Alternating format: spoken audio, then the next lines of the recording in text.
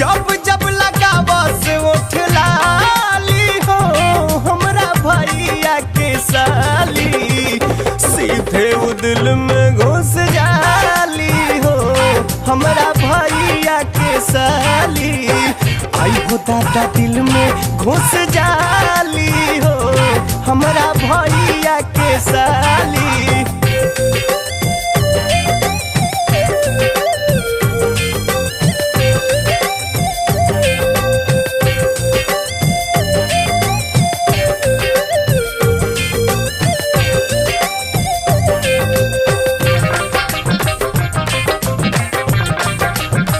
राम जी उनकर मोहनी मूर्तिया रच